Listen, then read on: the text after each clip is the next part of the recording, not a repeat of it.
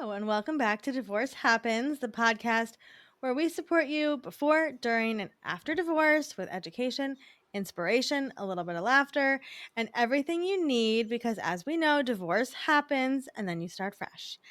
And we're here today with one of our amazing experts, Nikki. Nikki, can you tell us a little bit about what you do? Sure. Hi, everyone. I'm Nikki Innocent.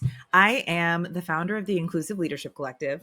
I call myself a holistic career coach and leadership strategist. I work with people individually. So I like to say, so they don't hate their jobs and so they feel like they can be themselves in how they show up for work. But I also work on a larger level with organizations and communities to try to dismantle the systems of oppression that make us feel like we can't be the humans we are, with a Mm. specific lane on race, gender, and generational change in our society.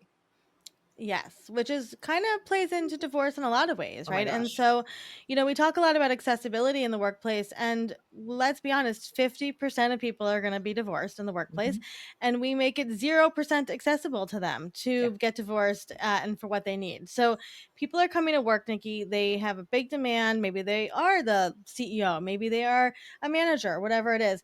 And then you're also struggling and with the challenges of divorce, which is a full-time job in itself. So, for somebody listening to this that feels completely overwhelmed with divorce and career, Mm. what can we do about this, Nikki? How can we help people? Well, I think one of the things that Fresh Starts does so well is that we talk directly about divorce, but we also acknowledge that the experience of navigating divorce is the experience of navigating challenge that has been what I like to call whisper issues for so many of us, for so many Mm, aspects of our lives. And so I think taking the onus off of the pressure of divorce as, well, I need to solve this divorce thing, and really saying, this is a really challenging thing that we as human beings go through, and we haven't been necessarily in our culture given permission to talk about or yeah, lean into or understand the multiple dynamics of it. No one divorce is the same as another, and I think the permission to understand that and give yourself like grace in that like even if someone gave you a blueprint, it's going to be different for you because you're yep, different than that person, and the person that you're in a relationship is different, and if there are other people involved, that adds a whole nother layer here too. And so I think giving yourself just permission to say, I can learn from as many people as possible, and also I am the expert in my lived experience, and also the aspects of this experience that didn't work well, and how I need to show up at work. Like, I think that that's another part of mm-hmm, this too, that like mm-hmm, we don't give ourselves permission because we were brought up in a work self and a life self model yeah, that's just not real. no, So this I is not think you severance. kind of approach it in two ways, internally and externally. But I think the first part is like removing as much shame, or at least reframing the Yeah, shame and judgment around it as like, this is part of life. And, as the fresh start energy says, it's like, this is an opportunity to approach it a little differently. yeah, yeah. Okay, so what do we do? Let's just like play a little like Yeah. board game here, right? So you're gonna get divorced. You maybe you ask for divorce. You start the proceedings. And what do you do in terms of work? Do you tell colleagues? Do you tell your manager? How do you start that movement? Well, and I think one size fits all is a challenging and potentially dangerous for some people, because a lot of Yeah. workplaces, and part of why I do what I do, is a lot of workplaces are not set up for people to be able to show up vulnerably. And so, Mm, the level of permission for you to be yourself, to be safe around it. And so I think really understanding like, where are the pockets of opportunity where you felt okay enough to say like, and I stubbed my toe, whatever version of the right, right. small version of that, unless you broke your toe and now you can't walk, that's not a small version of a stubbed toe. But Yeah. like, you've had moments in your experience where there's been a little bit more of an open door to talk about things that are a little more vulnerable. I think Mm, saying like, oh yeah, tell your boss, if your boss is just, especially if your boss mirrors any part of the relationship you're in, like, oh my goodness, maybe mm-hmm. that's not the place and space to do it. So I think, again, giving yourself that anchoring, that I always think of like, how can we make your spine feel a little bit stronger stepping Yeah. into the environment, but then really kind of dipping a toe into the parts of your work that have felt safe enough for you to be human. Mm, There's a few, and I kind of wrote out a few things thinking that we were going to talk about this that are a little bit more actionable than like, it yes. depends. Yes. So I think there's a part of this that's like acknowledging that it's a challenge in your life, acknowledging that it's grief, because Yeah. that's what it is, no matter how great and wonderful it is for you to be getting out of this situation, or how healthy it will be for you, however we like silver lining it. you are going to be grieving some version of yourself or some version of Yeah. what you thought life would be. And then also, I think saying, so challenge, this is going to be tough. Okay, this is going to be something where emotions are going to pop up in a cycle that is not written ahead of time. And then the wild card part, like I might show up today one way and I have to juggle so many aspects of life that I built a foundation on Yeah. that foundation has crumbled. And so giving just that, like, juggle, like acknowledge it out loud, we're going to feel emotions, and we're also going to need to give ourselves permission to have to pivot, because I might have a here's how I'm doing this divorce thing today, and Right. then it's not in my control, so tomorrow I might need to adapt. So I think that those Mm-hmm. kind of three elements of saying it out loud, because I think so much is, again, why I talk about it with issues, so much of it's not said. And so Yeah. people are like, either oh my god, they can't handle this divorce, or like the Right. divorce isn't bothering them at all. And Yeah. everybody shows up a little differently. So I think that at least in the how you start, I will also say one of the things, if you can find a person within your organization, and I'm gonna go a little bit more positive. If your boss or your manager or somebody that is in a position of Yeah. allocating your duties is someone you feel safe enough having a conversation with, doesn't need to be therapy, but you can say to them, like, here's what I think will be the most supportive for me. And I'm hoping that we can talk about this ahead of time, because I Yeah. know that there are going to be pieces of this that are going to pop up that I'm not going to have control over. And so I Mm-hmm. think there are some people that when they're in these situations, they're like, I'm just going to need a little bit of patience and space. And Yeah. I might not have the answer right away. And there are some people, like, which I feel like is like every millennials movies about work, is like, I might need to just work harder through it. Like, I'm not going to Yeah. deal with it. Yeah. Right. And that's Yeah. okay too. Right. Saying that there's going to be different ways that I'm going to cope. And can we create a container that I can talk about that, Right. so that Right. we can manage expectations together? And then I also think that also gives the, like, there might be extra tension in the room because there's tension in my life and I can't, walking through the work, like walking through the doors, whether they're virtual or literal, like Yeah. I can't magically just shake all that up. I'm doing the best I can to do it. Right. But I just want to acknowledge that if there's something coming off of me, it's probably because I'm juggling a lot of things outside of it. And I want to create a space that we can talk about that. If you're feeling like there's a lot of tension and let's talk about a project that's not really tension filled, just be Yeah. like, hey, I'm feeling this right now. Oh my God, thank you Yeah. so much for acknowledging that. It just kind of decompresses a little bit. It kind of is that I was thinking of, like, everybody loved an Instapot, that part of the Instapot where you can like actually relieve that pressure. Having that conversation beforehand versus being in the heat of it just gives you like a key or a script to use in those moments where you are not going to be your best because you're going to be juggling so many things. And that's for the perfectionists again. In if you are Yeah. somebody that identifies as a perfectionist or a people pleaser, these are the types of things that if we can talk about them ahead of time, we don't have the additional pressure of doing it perfectly when we're in that vulnerable situation. Yes, yes. And also what I found is the more you, especially with divorce, when you open up about it, so many people around you, right, are like, "Oh, I Mhm. went through that when I was, Yeah. my Yeah. 20s or whatever. My Yeah. my sister going through a divorce, whatever." And I think we are trying so hard to normalize it, right? And we just need to talk about it a little bit more. Yeah. Um okay, so that was all super super good advice. And like what about if they don't respond well to Oh yeah. you? Yeah.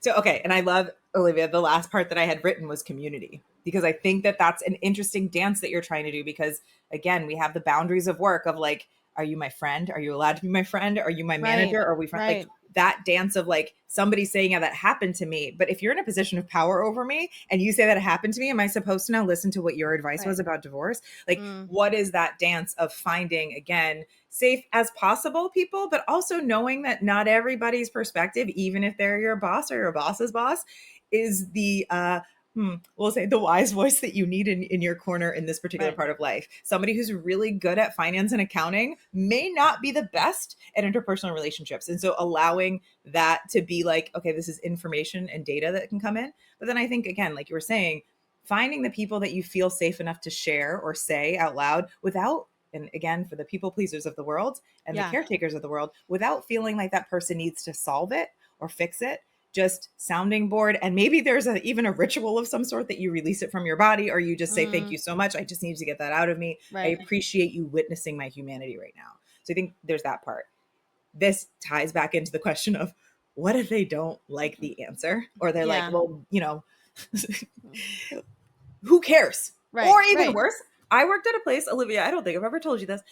The place that I worked at for, I'll say, a very long time in my 20s, a big part of their selling point for people was that everyone was married and no one got divorced. That was Gosh. literally in the recruiting process of bringing Yeah, people okay. in their 20s, Mhm. that Mhm. everyone, people got married by a certain point and no Mhm. one got divorced. And that was like a badge of honor. Okay. And then while I was there, some of their people started getting divorced and they're like, Yeah. shit, what do I do? And so I Yeah. think there's the, we want to Stepford wives ourselves and act like everything's Mhm. Mhm. fine. And so you might get that response of like, Yeah. just Yeah. push through. It's not that hard. He was a good time at the Yeah. holiday party, or she was a great Yep. time at, whatever. Mhm. I think giving and understanding that that has nothing to do with you. That's other people projecting their own shit. Yeah. And Yeah. like, that doesn't mean it didn't hurt. And it doesn't mean it doesn't make Yep. it more complicated, but allowing for that to not mean that you are bad or that you shouldn't trust yourself. But Yep. there are a whole bunch of things that come up when you're talking about divorce, whether it's religious, societal, Yep. interfamilial, if they're going through the Right. same thing or they went through it, or, you Yep. never know. Somebody's partner asked them for a divorce and they were like, we don't believe in that. There was a guy that I dated that told me, he was like, I didn't I didn't get divorced because I was told that forgiveness is the answer. And I was like, okay, but have you left a job before? Because again, Right. like a lot of these things are about how do you handle something that is beyond repair? Are Right. you allowing yourself to release that? So it's Mm. much bigger than a job. So again, Yeah. the human you are, not the human doing, but the human being, Yeah. realizing that this workplace is really about you being a productivity engine, at least traditional Yeah. workplaces. Yeah. So allowing that, I'm like allowing that to set the stage, and then going back to that community that you have, whether that is within your workplace Yeah. or maybe it's past, like people in your alumni of some version of Mhm. something, Mhm. your network that might be outside of this place, even a journal. If you don't have Mhm. any person, like allowing yourself to be that so it Yeah. can get out of you so you're not carrying around other people's shit, because that's what happens Mhm. oftentimes is we're carrying the Mhm. baggage of that bad response, but it was Yeah. never our business in the first place.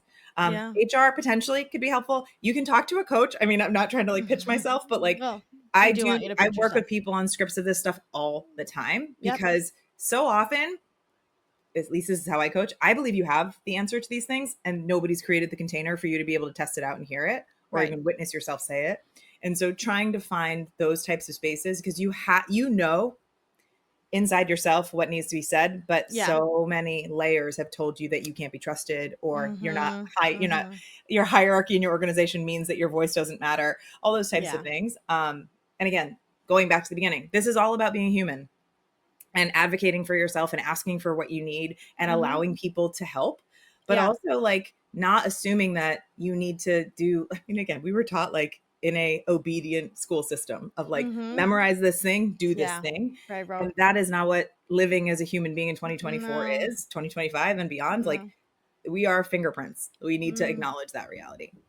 Yeah, and it really can be as simple as like you just want to let them know because you might have to take a few days off here or Yeah. there, Oh, or yes. you might have to pick your kids up early or whatever, right? Like it doesn't have to be like I love your suggestion of like your community doesn't have to be there, right? It Oh, can be yeah. other places. Yeah. So, what can you go into a little bit more detail about what you do with clients and how you could support people through divorce? Yeah, so I work with people, and usually at this point, in an individual level, if you're sitting here being like, "Oh my god," you can work. I do at this point. I do one-off sessions, so you can book a session with me. I do a prelim session at the moment where it's a discounted version, so Mm, you can kind of get a sense for me. The thing is, what you're listening to right now, or watching to right now, or you find me on social media, like mhm.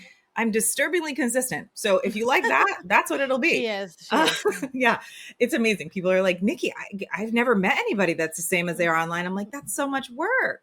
I don't Yeah, want to play no, another I don't know how part. to do that either. Yeah, it's a waste. Yeah. So anyway, you can do kind of a mini session with me. We can do a longer form session. And one of the things I love about my longer form sessions is I record them, not for me. I mean, I have it if you need it, but like it's for Yeah. you to watch yourself because we don't have Mm, those opportunities. And mhm. you are so much more powerful than your Right. emotions, and your real time narrative will give you the ability to see. Yeah. So what we do in those is you talk with me for 30 for not for 30 for 60 minutes. We talk about wherever you kind of want to go. We come out with scripts, we come out with specific Mm, resources for you, and then you have that in your back pocket, but you have the ability to kind of come back in for more. We have packages as well that can kind of mm, create a container for you. yeah. I have a podcast that might be useful as a resource. That's a free resource, definitely. um, I speak at different things as well, and so if you have an organization or something that you want me to come speak at, that's a wonderful way to Mhm. create the opportunity for a conversation that Yeah. will then connect you to your community. So like use me.